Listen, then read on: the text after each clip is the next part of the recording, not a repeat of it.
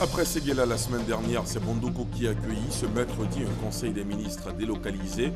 Rencontre présidée par Alassane Ouattara, en ligne de mire, faire le point des travaux et des projets dans la région. L'actualité, c'est aussi la remise de la liste électorale provisoire aux partis et groupements politiques. À 3 mois de la présidentielle, les responsables de formations politiques ont reçu des mains de Youssouf Bakayoko une carte mémoire contenant les 6 300 504 électeurs désormais sur la liste électorale provisoire. Une nouvelle ère dans les relations entre l'Assemblée nationale ivoirienne et la Knesset, celle d'Israël. Les chefs de parlement de deux États ont paraphé hier à Jérusalem un protocole d'accord de coopération entre les deux institutions. Dans ce journal, la correspondance de notre envoyé spécial. Et puis, à l'étranger, la force d'intervention conjointe et multinationale pour lutter contre Boko Haram devrait entrer en action d'un moment à l'autre. Assurance donnée hier par Chris Olukolade, porte-parole de l'armée nigériane. Voilà pour les titres. Bonsoir à tous et bienvenue dans la grande édition.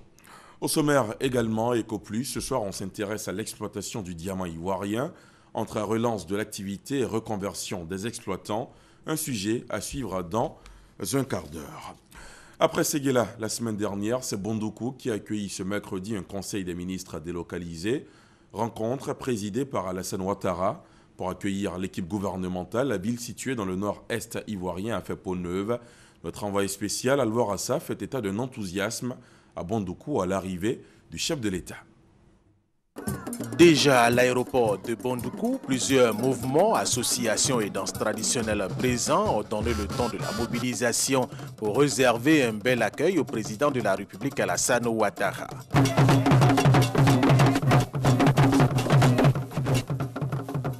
Élus et cadres sont également de la partie. Tous sont heureux de recevoir pour la deuxième fois le chef de l'État pour ce conseil des ministres, suivi d'un entretien avec les populations.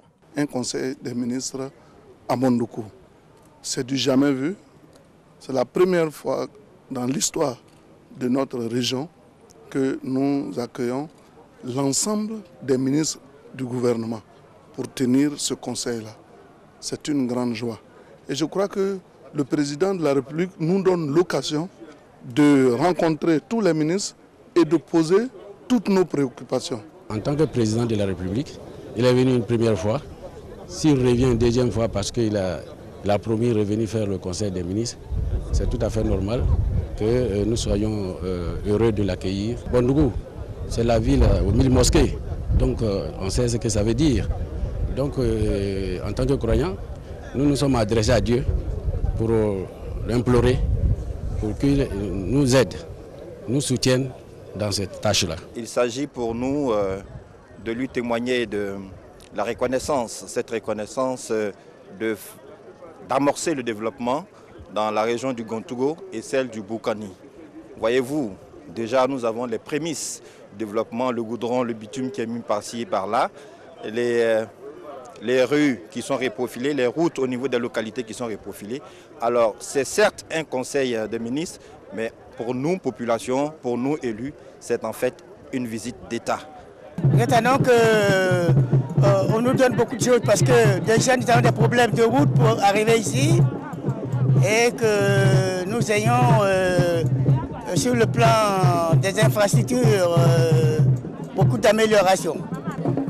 Nous pensons que le président viendra à Bondoukou pour lancer le train de l'émergence dans la région. Toutes ces populations du Zanzan soutiennent à 100% le président. À son arrivée, le président de la République a dit sa satisfaction de revenir à Bondoukou pour ce conseil des ministres qui prendra en compte le développement du district du Zanzan. Nous avons déjà effectué une visite d'État et nous revenons parce que nous n'avions pas à l'époque pu tenir le conseil des ministres.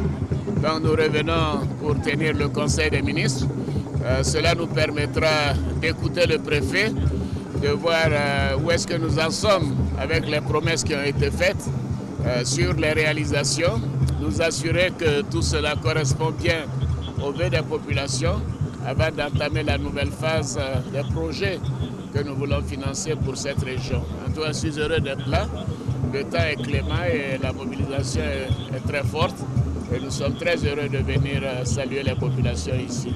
De l'aéroport de Bondoukou à sa résidence, les populations, les chefs traditionnels, les chefs religieux, les jeunes, les femmes se sont mobilisés pour dire au chef de l'État qu'il est chez lui dans le Bunkani et le Gantougou.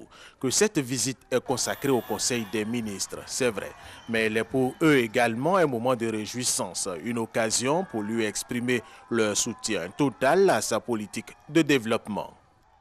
La ville de Bondoukou, heureuse d'être au centre d'importants projets de développement.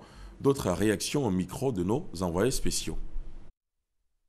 Accueillir le président pour une seconde fois, vraiment, c'est un honneur pour tous les fils et filles de Bondoukou. Nous sentons que le président de la République porte le Zanzan et le Gantougou dans son cœur. Et nous pensons que son arrivée va apporter beaucoup de choses en termes de développement. Nous, peuple de Bondoukou, nous sommes avec lui et nous sentons qu'il est avec nous. Et ensemble, nous ferons la Côte d'Ivoire nouvelle. Nous sommes gâtés. La deuxième fois pour nous seuls. Tout ça pour nous. Nous sommes heureux. On l'aime aujourd'hui, on l'aime demain, on l'aime après-demain. On prie pour lui. Inch'Allah, Dieu va faire aussi pour lui. Nous sommes une région que nous considérons comme très déshéritée. Et la venue du président chez nous suscite énormément d'espoir.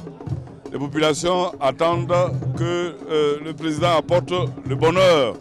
Ça commence chez nous par ce que j'appelais l'électrification, les routes, la santé, mais surtout l'électrification. Nous savons que derrière le Conseil de ministres, il y a plusieurs décisions importantes qui vont venir en faveur de la population et donc nous sommes très impatients d'accueillir ces décisions. Avec l'avènement du président Alassane Ouattara, aujourd'hui, Doropo a bénéficié de beaucoup de choses, tout particulièrement l'eau courante, l'électricité. Nous avons établi encore un livre blanc que nous allons lui remettre.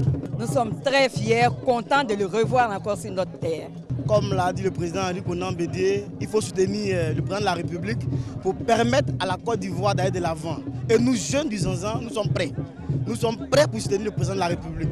Qu'il soit serein, tout le Zanzan est derrière lui. Nous attendons beaucoup de choses de lui. Nous attendons beaucoup de choses de la République.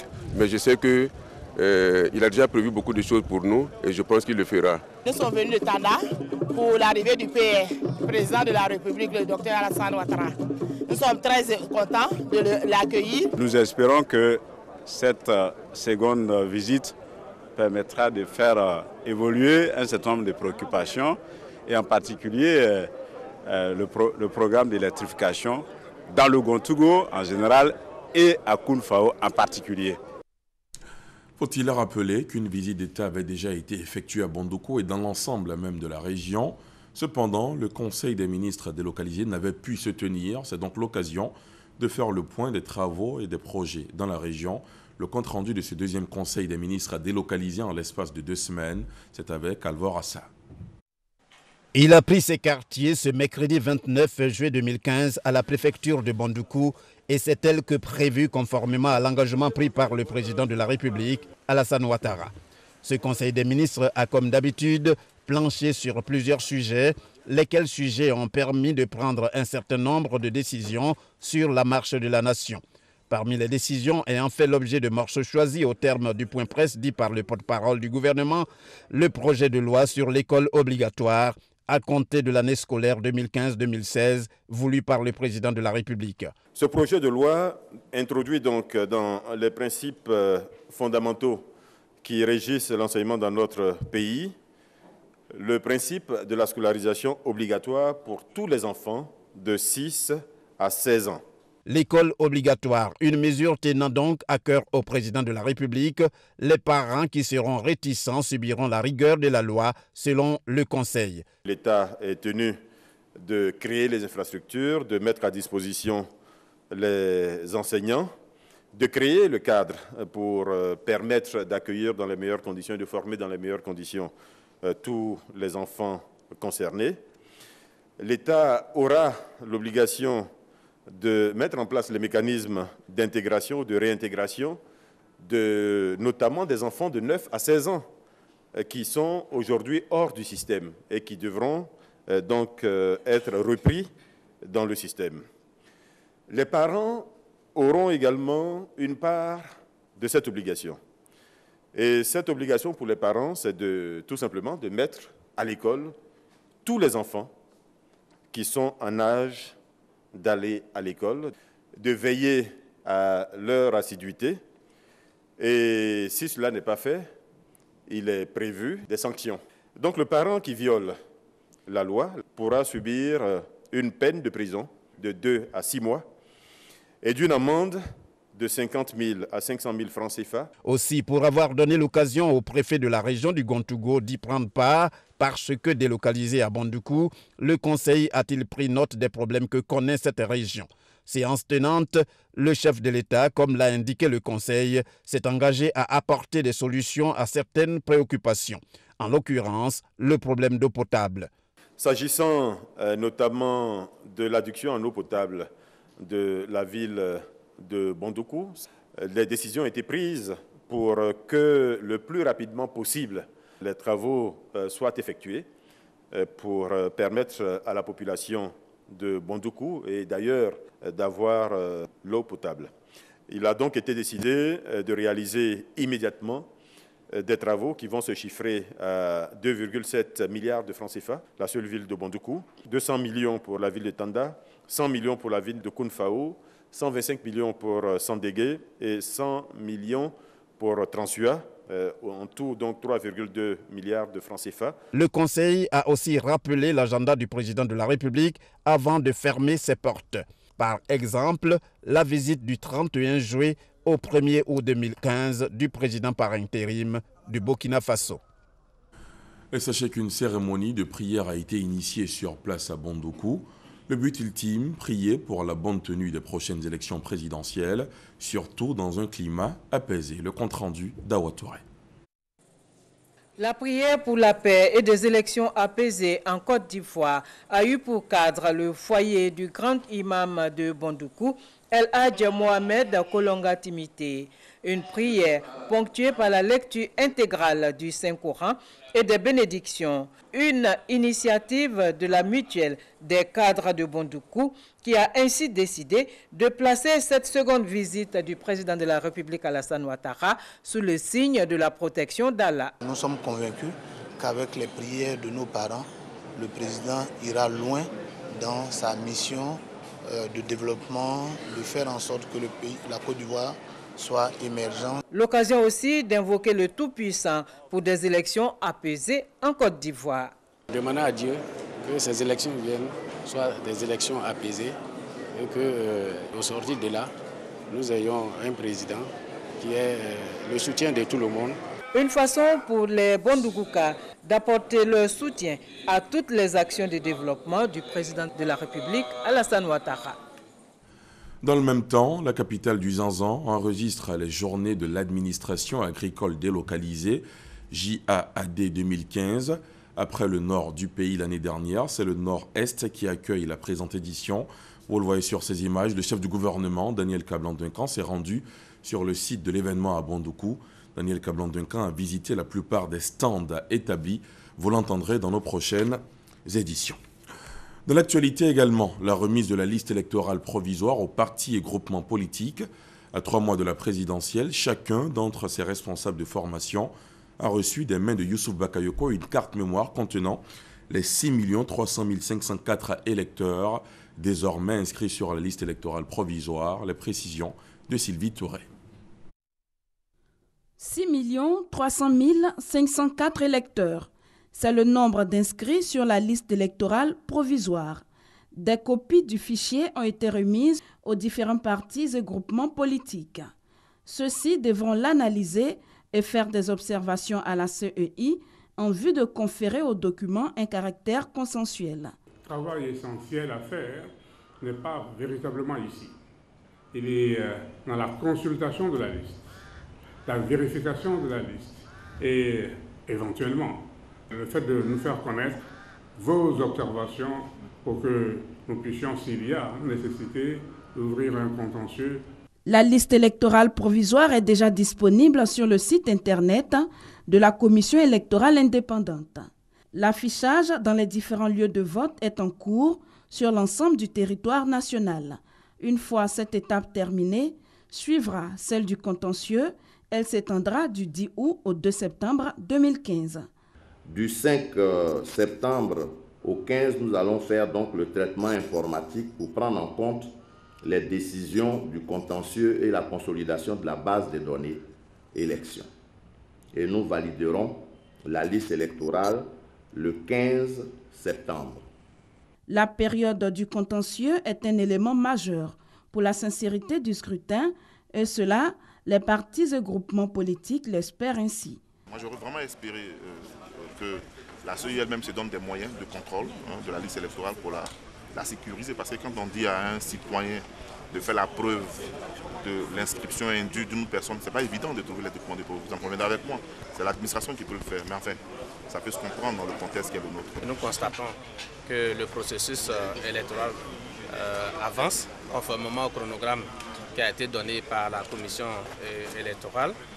Et nous sommes confiants que l'élection va se réaliser à bonne date. À compter du 3 août, les candidats à la présidentielle pourront déposer leur dossier à la CEI, et ce, jusqu'au 25 août 2015.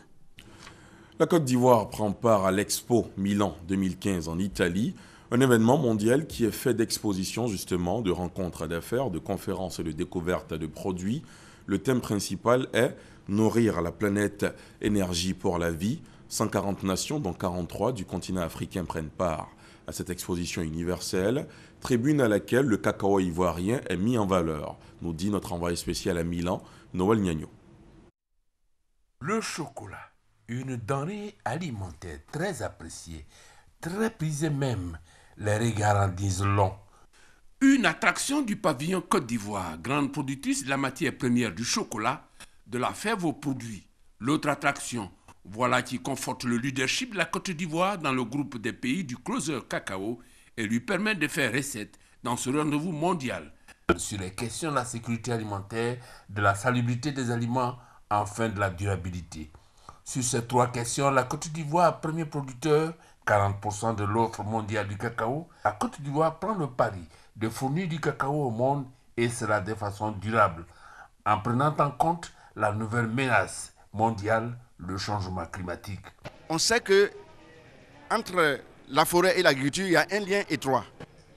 Mais c'est aussi pour montrer que tous nos gouvernements ont mis l'accent sur les politiques de préservation de la forêt et de l'environnement. De l'avis des visiteurs du stand, la tradition imagée du défi à relever est réussie. Dès qu'on rentre, on voit tout de suite que c'est un lieu de la nourriture.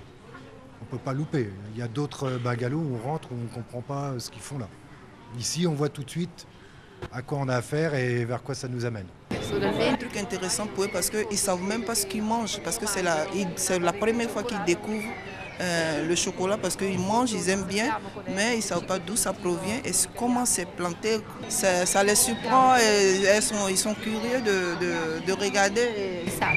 Et l'investissement consenti est sauve. L'État a mis plus d'1 milliard pour que la Côte d'Ivoire puisse participer de façon efficiente, de façon honorable à cette expo. Il reste maintenant à relever un autre défi, celui de la journée dédiée à la Côte d'Ivoire, l'instant crucial, où le monde des participants concentre son regard sur le pays élu de ce jour-là, et ce sera le 11 août prochain.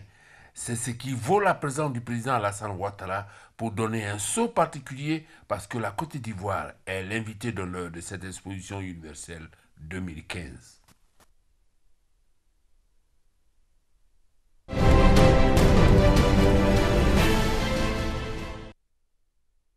Après la levée de l'embargo sur son diamant, la Côte d'Ivoire veut passer à une exploitation qui assure un meilleur développement du secteur. Pour y arriver, un nouveau projet a été lancé. Il vise essentiellement à augmenter le volume de diamants artisanal qui entrent dans la chaîne légale. À Bobi, par exemple, dans la région de Séguéla, les premiers bureaux d'achat sont créés pour compléter la chaîne de traçabilité du diamant par l'exportation. Coût du projet, cofinancé par les États-Unis et l'Union européenne, 1 milliard de francs CFA par an. Un projet avec à la clé la formation de 2500 producteurs artisanaux aux techniques de commercialisation. À Séguéla, malgré cet avenir éclatant, les exploitants de plus en plus confrontés à des difficultés se préparent à vivre sans le diamant. C'est toute la substance d'Eco Plus ce soir. Il est signé de Lanciné Bakayoko dans un commentaire d'Adama Kone.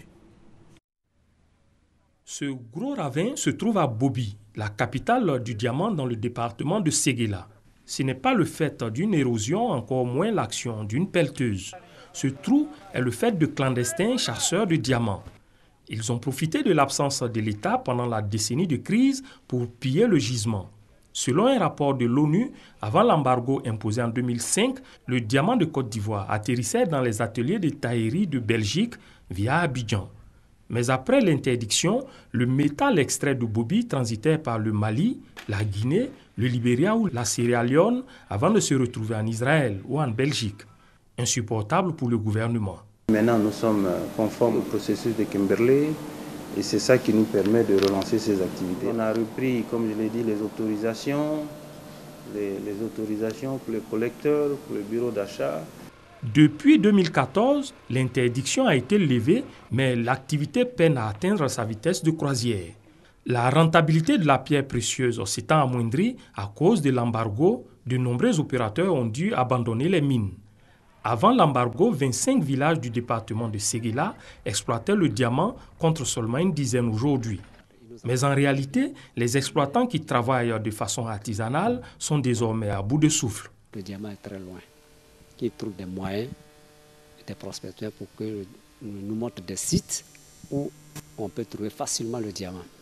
Artisanalement, vraiment c'est difficile. Nous, on aimerait que ça soit mécanisé par la SODEMI. Au-delà de 7 mètres dans la terre, l'exploitation devient difficile.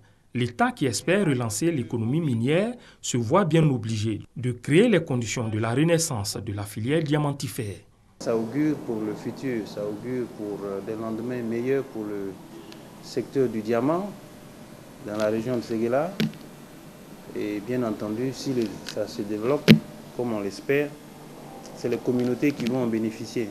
Parce que ça va permettre d'accroître les revenus, ça va permettre de donner du travail à ceux qui travaillent dans le secteur. Et puis surtout, ça va permettre évidemment l'essor des villes et des villages, des communautés qui sont autour donc, de l'activité du diamant. La Société de développement des mines SODEMI multiplie ses actions sur le terrain au niveau de l'exploitation.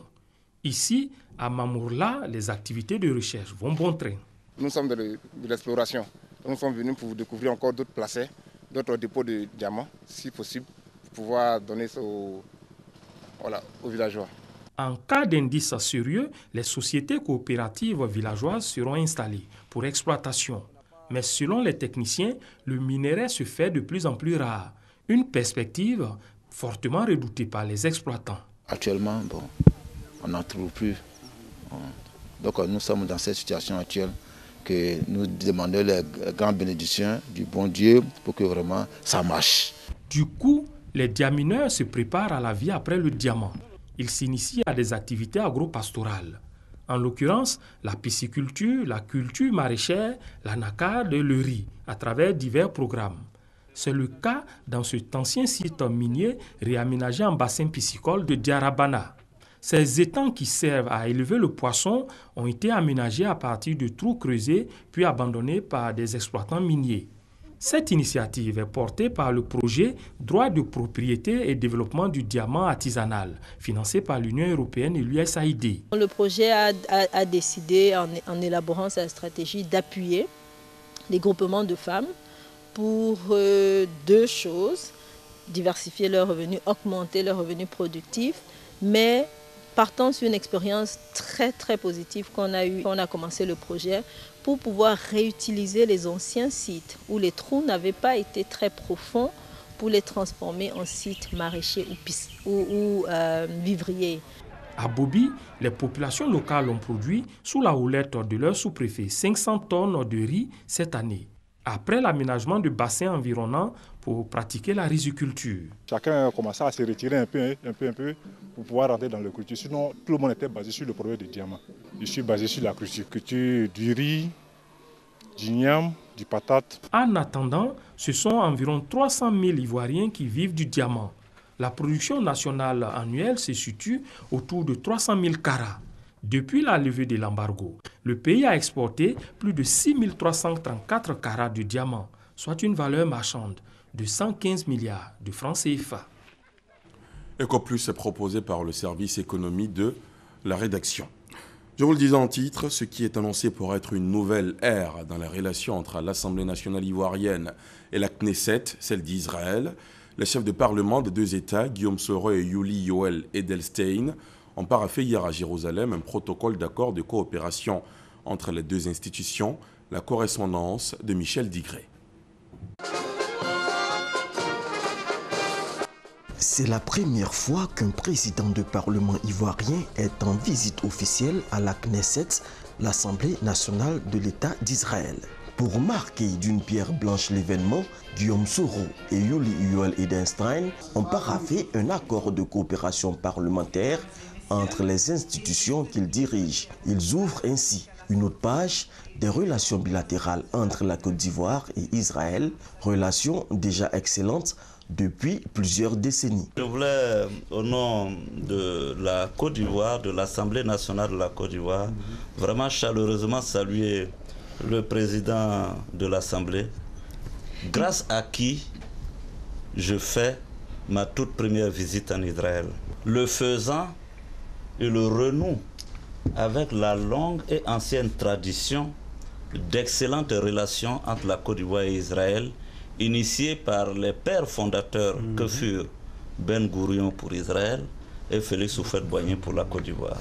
Nous, jeunes générations, héritiers de ces aînés, nous sommes dans la même continuité et nous voulons préserver, consolider et forger d'excellentes relations avec Israël. La signature n'est qu'un début. Il nous faudra maintenant faire nos preuves et ne pas laisser ce texte lettre morte, mais commencer réellement à œuvrer de concert entre nos deux pays. Suite à la signature du protocole d'accord, Guillaume Soro a assisté aux travaux d'une des 12 commissions que compte le Parlement israélien. Après quoi, une séance de travail du groupe d'amitié Côte d'Ivoire-Israël a permis de plancher sur les grands axes de la coopération entre les deux parlements. Plusieurs députés ivoiriens ont accompagné Guillaume Soro en Israël. Ils se prononcent sur l'importance de ce rapprochement entre le Parlement ivoirien et israélien. Je vous propose de les écouter. Nous avons beaucoup à apprendre, à échanger avec leur mode de fonctionnement. Et deuxièmement, au niveau du groupe d'amitié, il y a des projets qui se dessinent et surtout une coopération au niveau de la formation, au niveau des fonctionnaires de l'Assemblée et puis nous-mêmes parlementaires, qu'est-ce que nous allons apporter à cette relation. Au niveau du tourisme, comment nous pouvons faire pour développer les relations touristiques entre les deux pays? Pour nous, faire de telle sorte que les Israéliens visitent massivement la Côte d'Ivoire et pour les Israéliens, faire de telle sorte qu'on puisse développer surtout le tourisme religieux. Ils attendaient ça parce que nous avons eu une amitié de longue date et à un certain moment, ils n'avaient plus de retour de cette amitié-là. Et maintenant, le gouvernement du président Alassane Ouattara a renoué ces relations-là parce que nous avons beaucoup de choses à faire ensemble et aujourd'hui, il faut s'ouvrir au monde. Donc la Côte d'Ivoire, elle est partante pour tous les pays. Dans l'actualité sanitaire, la bonne marche des travaux de rénovation du service des urgences du centre hospitalier universitaire CHU de Cocody, constat fait par le chef du gouvernement en visite sur le terrain hier. 98% des travaux sont à ce jour réalisés pour une enveloppe d'un peu plus de 3 milliards de francs CFA. Alexis Ouetraogo. 25 mars 2014, Awa Fatiga, jeune mannequin de 23 ans blessé après une agression, meurt faute de soins aux urgences du CHU de Cocody. Les populations s'indignent, le fonctionnement du service est décrié, le gouvernement se mobilise. Les services d'urgence du CHU de Cocody sont fermés à la date du 1er mai pour nécessité de réfection. 3 milliards de francs CFA sont annoncés pour ces travaux. Aujourd'hui, 16 mois après le drame, près de 98% des travaux lancés sont achevés. Nous étions partis au départ pour une réhabilitation. On s'est rendu compte au début des travaux avec le BNET qu'il fallait choisir l'opportunité qui se présentait à nous pour faire un service des urgences beaucoup plus adapté aux ambitions du président de la République. Nous avons souhaité passer de 30 lits à 90 lits. Et aujourd'hui, dans la sous-région, nous sommes un des services des urgences les mieux, avec un plateau technique le mieux élaboré, avec une technicité de pointe et avec une grande capacité. Pour ne plus qu'un patient du service des urgences ne paie le prix fort, une sensibilisation importante du corps médical a été aussi entreprise. Depuis déjà 3 ans, nous travaillons au réarmement moral du personnel de santé. Il faut comprendre qu'il y avait beaucoup de démotivation pour plusieurs raisons. Le président de la République a répondu aux 3/4 à ces raisons de démotivation. Et aujourd'hui, il n'y a plus de raison. Le personnel qui doit travailler ici a été filtré, mais vraiment, ce sont ceux qui ont un bon background qui vont venir travailler dans les services des urgences simplement parce que les urgences ne sont pas les services, je veux dire, habituels. Ici, ne peuvent travailler que ceux qui ont une expertise. Le chef du gouvernement a tenu à rassurer les populations. Je pense que ça permet quand même de rassurer les Ivoiriens, surtout que bientôt nous allons élever vers donc, la généralisation de la CMU. Il faut quand même qu'on ait des hôpitaux donc, de qualité et qu'il y ait donc les instruments donc, de base, les équipements donc, de base pour pouvoir traiter donc, disons que les urgences qui se présentent ici. Scanner, IRM, ce matériel qui avait manqué pour la prise en charge de la jeune Awa devrait être installé avant l'ouverture pour que plus jamais une vie ne s'éteigne à cause d'un service d'urgence défaillant. L'inauguration de ce nouveau service d'urgence du CHU de Cocody devrait se faire très bientôt. On termine en bref et en image à l'étranger. La force d'intervention conjointe multinationale pour lutter contre Boko Haram devrait entrer en action d'un moment à l'autre. Assurance donnée hier par Chris Olukolade, porte-parole de l'armée nigériane. Le président Muhammadu Buhari pourrait annoncer les détails de son déploiement aujourd'hui même lors de sa visite officielle au Cameroun. Et c'est la fin de ce journal. Merci de l'avoir suivi. Excellente soirée sur la chaîne qui rassemble. À demain 20h. Bonsoir.